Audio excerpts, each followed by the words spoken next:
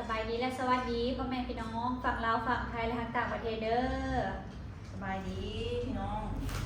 วันนี้การเลี้ยงลูกคือเก้าป้าหมีป่วยน้องออโต้ช่วยมีส่งวันที่แล้วที่สรุปเอาออโต้เพิ่นนอนเปย์เนาะพี่น้องโชคดีที่ว่าสรุปได้เปย์น้องมิวได้เปย์พี่มิวค่ะล่ะให้น้องออโต้นอนแล้วบ้านนี้เพิ่นก็รู้สึกว่ารับดีกว่านอนพื้นเลยพี่น้องเอานอนเปย์เนาะแม่หลับนานเนาะแม่แต่ว่าอยากมันฮ้อนแน่เปมันแบบว่ามันลึกเนาะพี่น้องรวมมันลึกในบ้านนี้ไม่อยากเพิ่นว่าสิพากเปพระเจ้าสารนะมาให้เปไว้เปเก่าเจ้ายูโรแหละยังใส่ได้อยู่เอามาก็ต้องหาไม้มาเฮ็ดไปคาได้แหละตัวได้เฮ็ดไม้บ่มีมงมัดหอยคือสมัยตะกี้เด้พี่น้องให้พ่อเพิ่นลองหาไม้เฮ็ดเบิ่งแล้วก็เอาเปตัวนั้นมานอนมันสิเย็นกว่าเวลาเฮาพักนี่บ่ถ้าเปิดพัดลมมันก็สิเย็นแว๊บมันเป็นอันช่องเด้จ้ะช่องว่างแล้วก็มื้อนี้เนาะพี่น้องจะจุกว่าสิมาเล่าสู่พี่น้อง FC ฟังเนาะแล้วก็อยากขอคำปรึกษานะพี่น้อง FC เลยเนาะให้เพิ่นแนะนำเข้ามาเลย คือสาวซุกกำลังเจอปัญหานมหดตอนนี้พี่น้องนมจากเต้ามันหดจากที่เคยแปลว่ามีน้ำนมเริ่มมาหลายแล้วสาวซุกเคยปั๊มได้หลายชุดอยู่ที่ข้างละ3 ออน2 ข้างก็ได้6 ออนสาวซุกกะสิใส่ถุงซิปล็อกไว้น้องน้องก่อนจีมาฮอดบ้านนี่กะปั๊มมาเรื่อยๆก็คือว่าได้หลายถุงอยู่เพราะว่าช่วงนั้นเฮาวันหยุดให้น้องออโต้เข้าเต้าแม่แล้วเฮาให้กินนมมันปวดท้องเด้มันก็เลยได้หลายถุงแล้วบัดนี้สาวซุกนะได้หยุดปั๊มนมช่วง 2-3 วันที่ผ่านมานี่พี่น้องเพราะว่าใจป่วยเคใจบ่มั่นคง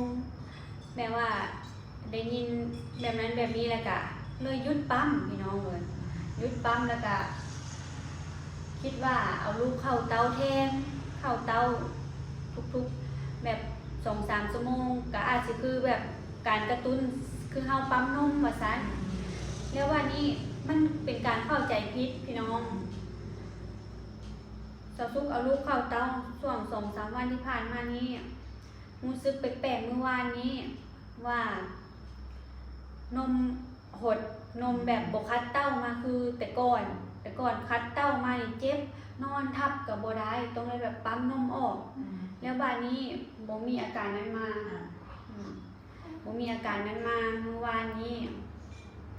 แล้วก็มื้อนี้นะรู้สึกแปลกใจว่าออโต้เพิ่นน่ะอยากงอแงหิวทุกชั่วโมงแบบอยากกินนมตลอดนะพี่น้องจะสู้กับข้าวเต้าตัวเองนี่แหละเอาข้าวก็รู้สึกว่ากินโดนแบบคือนานอิ่มเนาะว่าซั่นแล้วก็พอเพิ่นกินไปเพิ่นก็รับแล้ววางนอนบ่ถึงชั่วโมงก็งอแงตื่นมาแบบอยากเข้าเต้าอีกจากที่ว่าออโต้เคยนอน2 ชั่วโมง3 ชั่วโมงหั่นน่ะถึงตื่นมากินเทื่อนึงแล้วบัดนี้ก็เลยเอาที่ปั๊มนมมาปั๊มน้องเบิ่งบัดนี้พี่น้องปั๊มแล้วก็สุกกับน้ำตาไหลให้เลยให้หากะสิหยุดนี่พี่น้องแบบว่านมมาน้อยเองจากที่เคยปั๊ม2 ข้างได้6 ออนตอนนี้ปั๊ม2 ข้างให้มีเบิ่งที่ได้ออนเดียวแบบลดลงมาหลายเลยพี่น้องได้น้อยแฮงปั๊มจนแบบเจ็บเต้านมแล้วบ้านนี้มีเพื่อนกะซอยสุดฝีมือเลยพี่น้องก็ฟ้าวเอาขิงออกมาต้มแล้วก็ฟ้าวต้มห่างมาให้ที่เรียนมีหากับป้าติ๊กเพิ่นผากมาให้แล้วก็ทรงซาที่เพิ่มน้ำนมที่สุกซื้อมาไว้กินประจำพี่น้องแล้วบ้านนี้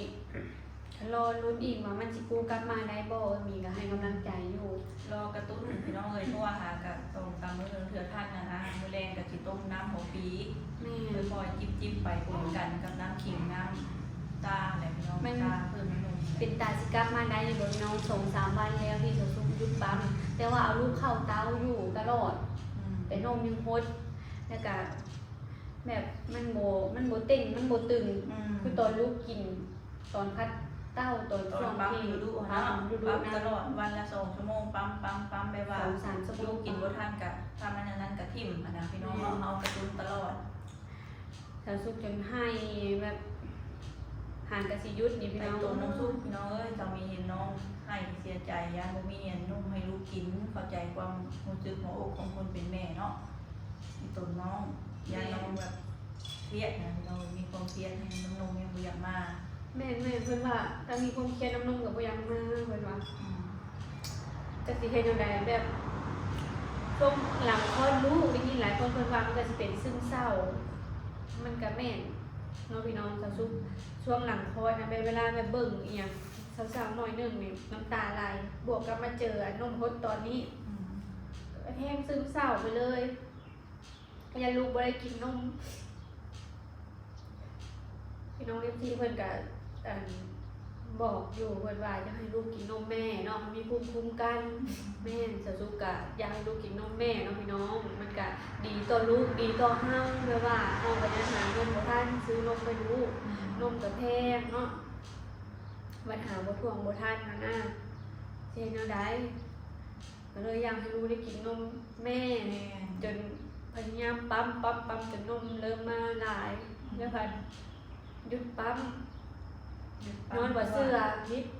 แบบว่า พี่น้องเอ้ยหลายคนว้าวอยู่นะถึงหลายคนว้าวอยู่นี่อันนี้บ่เชื่อสัญชาตญาณตัวเองเนาะ แล้วก็ ที่น้องซุปเพิ่นก็เฮ็ดตามที่เพิ่นศึกษามาเนี่ยข้อมูลนั้นการเลี้ยงลูกน้อยเพิ่นก็ศึกษาหลายอย่างเนาะ แล้วสุกก็ไปศึกษามาใน TikTok ผู้ที่เพิ่นมีประสบการณ์ก็เฮ็ดมาด้วยนางก็เว้าตลอดตอนอยู่ไทยว่าพยายามปั๊มนมให้มันได้เด้อเพิ่นว่าอยากให้ลูกได้กินนมแม่ว่าซั่นแหละ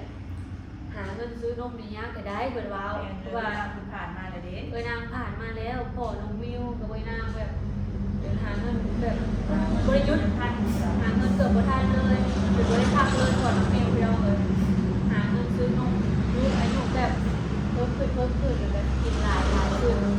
ค่าใช้จ่ายก็หลาย พอมีพ่ออยู่บ้านเนาะพี่น้องถามหลายคนเห็นพ่อเป็นเลย พ่อน้องมิวก็ค่อยอยู่บ้านเด้อพี่น้องจะไปหาเงินตลอดเลย มีลูกแล้วก็มีภาระหลาย ภาระหลาย ค่าใช้จ่ายหลาย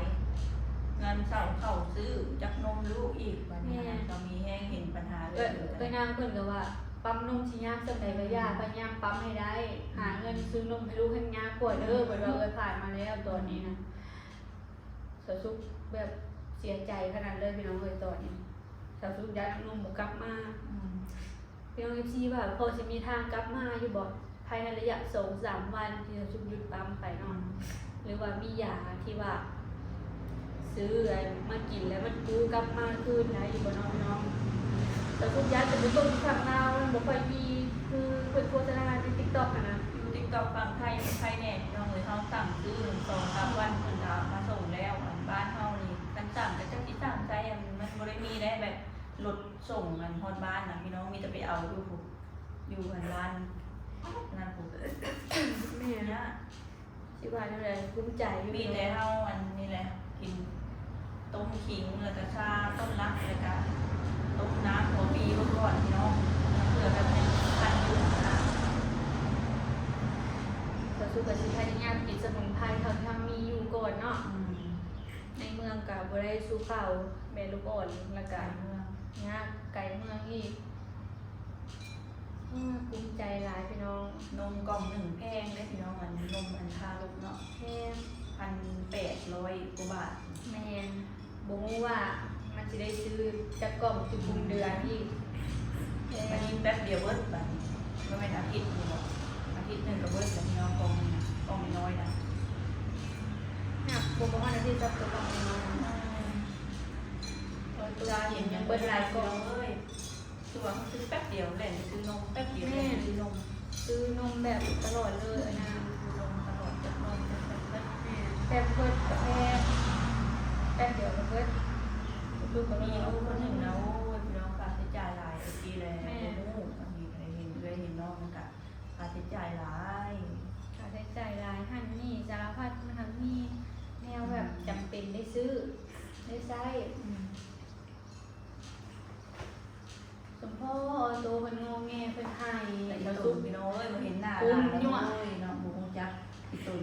ดูดนมอ ดู อก ดน นอ ม ก น้ำออกหน่อย อยู่ในตัวอิ่มให้งอแงคารวะเพิ่นนี่ก็สบายอย่างบ่มีตัวมีโตเพิ่นอยู่แท้ ตอนนี้แม่วาก็มาแต่แม่บ้านพี่น้องมาจอบหลานมาแต่เช้ามาจอบหลานมื้อ เด่นดี ถ่าย ๆ ต ต อ อน น เด็ เด็ ก กอยากไปนอนเด็ก เบาตัวแล้วหลังจากว่าเขาพูดเพิ่นได้พักถ่ายได้แล้วนะแม่เนาะก็เลยนอนได้แม่พี่น้องเลยเพราะว่าในใดยังคิดอุกแนมหน้าลูกเท่าใดยังนมมันบกลับมาจังใดแม่เอาห้างยาอะไรมากินเดี๋ยวสิกลับมาอีก นมนั้นมันมีบ่กบแพงหัวนมมันแพงมาต้มกินต้องกินพูด แม่ว่าแต่ แต่ ว่า ว่าต้องนมคือเดียว แมลงเนี่ยหัว1 ปีที่ต้มเอาน้ำปี มีเลือดเราไม่ไหม้เลยมันออก ปี มา แบบเข้มข้นเลย ฮักเอาเหมือน มันนมเป็นเลือดไม่ว่าเราปั๊มหลายแล้วยาโฟมยาจ้อยไม่ว่ากันยัง โอ้แม่ก็ว่าจะ ค มาว ามคิดแนวนี้ที่เนาะสวยนั่นแหละ แม่ก็มาวิทย์รู้ก็ว่าเขาก็ปั๊มคือเดียวแม่มันเป็นอย่างกับเป็นอย่างว่าแม่ก็ว่าวันนี้มูก็ปั๊ม คิดว่าลูกกระตุ้นคิดว่ามันสิมาคือเก่าคือเขาปั๊มหมูแห้งซะคันเฮาบ่ปั๊มเลยแล้วเฮาให้ลูกดูดแต่ที่แรกเลยเนาะอันนั้นก็สิมาแบบลูกในบ้านนี้มันสิบ่มาแล้วเคยกระตุ้นแล้วมันมาหลายจาก แห้ ปั๊ ง ม เกลือตะกุนน้ำแห้งปวด แม่ แม่ แม่ก็คนดูมาสิปั๊มแส่ไว้ดูไปกินเบิดปีว่าซั่นมันสิเป็นจังไดน้องลง กินลูกกินเงินเลย ประมาณ6 โมงว่าสิปั๊มอีกห่างจาก3 ชั่วโมงลองกลับมาปั๊มอีกคือ3 ชั่วโมงอีกต้องเบิ่งลองเอามือบีบเบิ่งออกรอบแรกรอบ2รอบ3โอ้เห็นว่าจะรวมมันลองเอาดูโมเมนต์แม่จะเป็นคน กินคือว่าอีกแล้วงานต้องเก่งดีให้น้องกินมียังเก่งไหน ต้มเอาน้ำซื่อนี่แหละ ต้องแล้วมัน คือสมัยโบราณเนาะพี่น้องเพิ่นว่าโอ้ยกินอันนั้นกะพิษกินอันนี้กะพิษเนาะบัดยุคนี้แล้วอะนะแพทย์หมอเนาะเฮาเห็นเพิ่นร้อยใน TikTok ถ้าเฮาบ่กินเฮาให้บ่มีน้ำนมมีน้ำนมให้ลูก ตัดหลายเลยลืมจะต้นสักไหนกันเลย ต้องเพิ่มสารอาหารเพิ่นว่าเนาะแพทย์หมอทางไทยแต่ว่าแต่เฮาก็สิงดอยู่ของใดที่มันแบบคือสิพิษอหลีนะพี่น้อง ตัวใดก้าวว่าบุพิษเฮาก็กินพอให้มันมีเหืองมีแห้งเนาะพอให้นมมาเฮาก็ได้ปั๊ม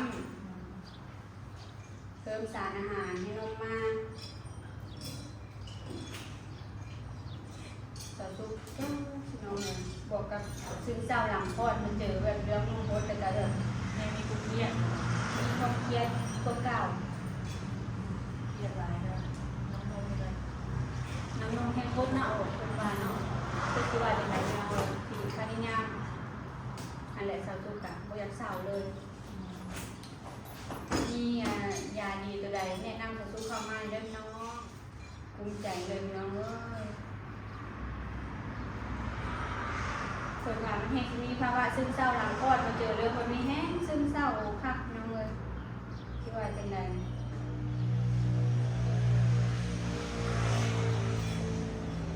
ที่อยากจะให้ใจดีๆคิดแต่เรื่องดีๆไว้คิดบวกไว้ เบิ่งหน้าลูกนี่แหละเนาะ พี่ตนละลูก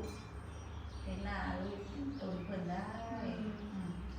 กินนมอิ่มใจตนเพิ่น กินนมหมูอิ่มให้ ลูกนมดนคิดว่าลูกกินหลายโอ้ย จะแทนนมมันบ่มันออกน้อย เป็นลูกอิ่มเป็นกับเจ้าลูก ๆแม่ อยู่จนเมื่อยก็รับไปตื่นมาหิวให้เลย ประมาณนั้นเลยพอมาแล้วก็แบบน้ำตาไหลเลยพี่น้อง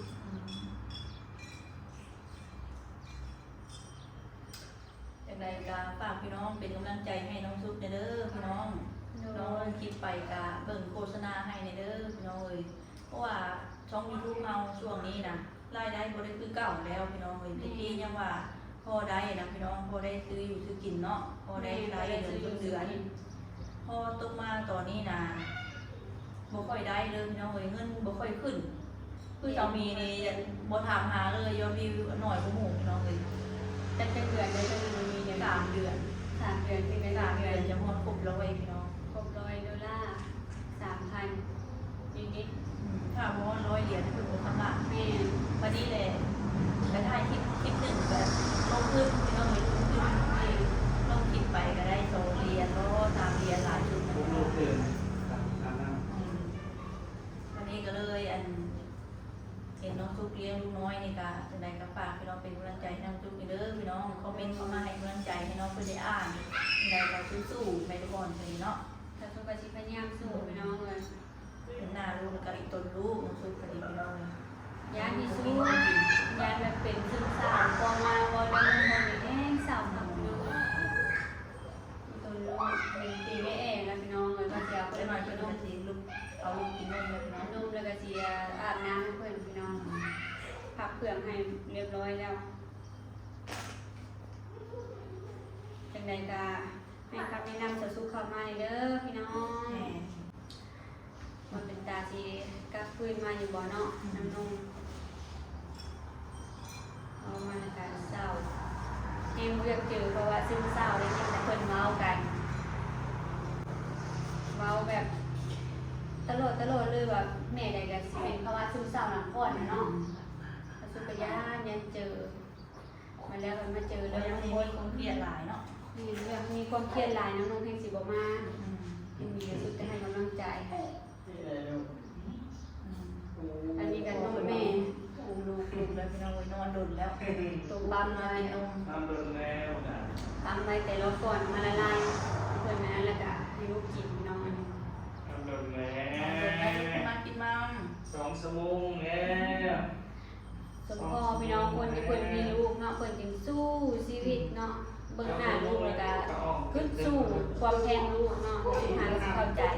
มีหยังก็อยากเฮ็ดเบิดทุกอย่างเพื่อให้มีเงินมาซื้อนมให้ลูกกินเนาะ จะทำ อยากจะไปกระม่นไปพ่อแม่แบบ